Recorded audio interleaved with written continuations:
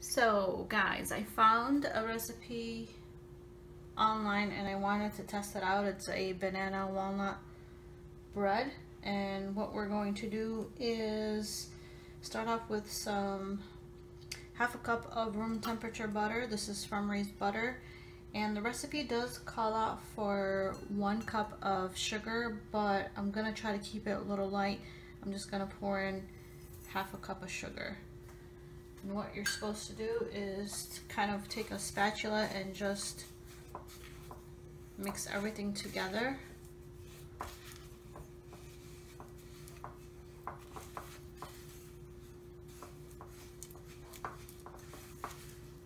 Like so.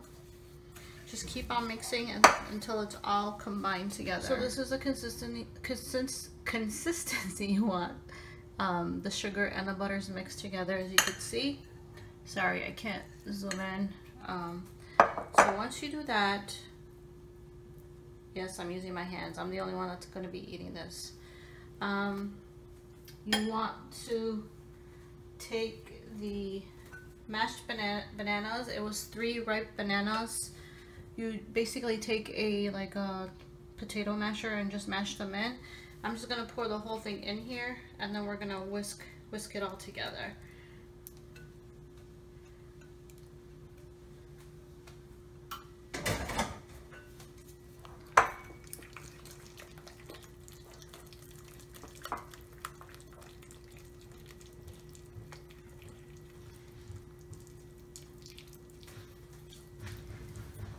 So once you have it all mixed together, what you're going to want to do is add in 2 eggs, but do it 1 at a time. So I've got 2 eggs right here. I'm just going to pour 1 in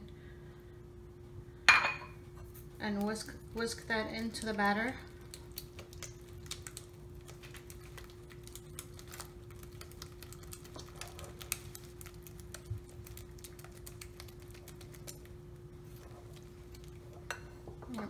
Pour the other one in right now.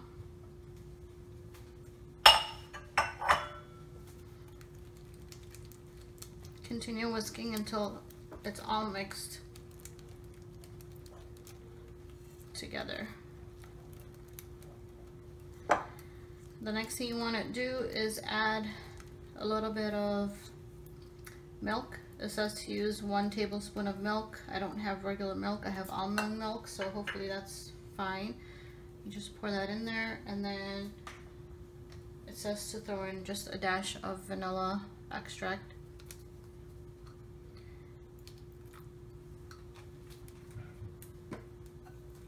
Again, mix that all together. And then I've got some chopped walnuts here. Pour that into the batter. In the description box, I'll have the measurements to everything that the recipe calls for. And this is 1/3 cup of dark chocolate. So mix that together.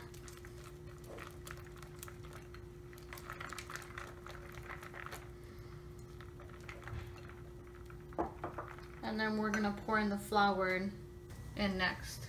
I have 2 cups of flour. It's 1 teaspoon of salt, 1 teaspoon of baking powder, and 1 teaspoon of baking soda in this mixture. I basically whisked it together to kind of mix it, make sure that there's no lumps in there. You're going to want to pour this in there.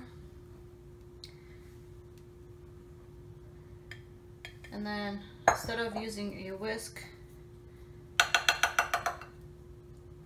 they were using a spatula, so you just kind of have to start probably folding it in slowly to make sure the flour doesn't go all over the place.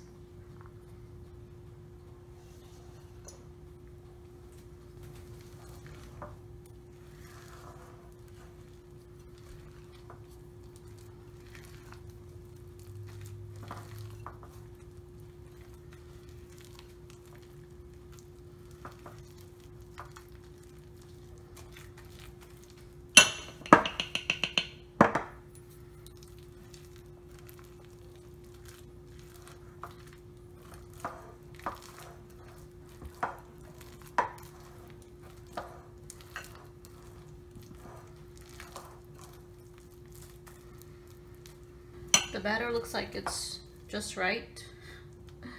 This is the consistency you want to look for, and the oven's already preheated at 325 degrees. I'm going to pour this into a loaf pan. Hopefully this thing is kind of heavy, so I lightly sprayed the loaf pan.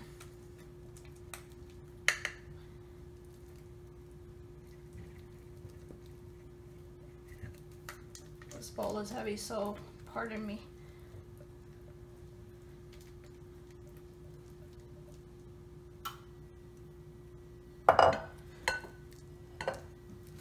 Just kind of even it out, and then just kind of tap it a few times to make sure that there's no bubbles. So what you want to do is you take this and put it in the oven for, it says, 1 hour and 10 minutes, and then we'll see how it all comes out. Here's the batter, guys. I'm just gonna grab it right now and put it in the oven. I'm gonna put it somewhere, hopefully in the center. Hopefully it doesn't burn it. So here we go. Let's see what happens after 1 hour and 10 minutes. It's at 3:25. Alright guys, so here it is. It's been 1 hour and exactly 10 minutes. I turned it off. Now we're gonna do the test with a toothpick. Just gonna insert it in and then pull it out.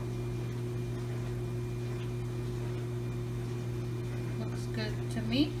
Alright, so I'm gonna let this cool off, cut a piece, and do a taste test pretty soon. Stay tuned.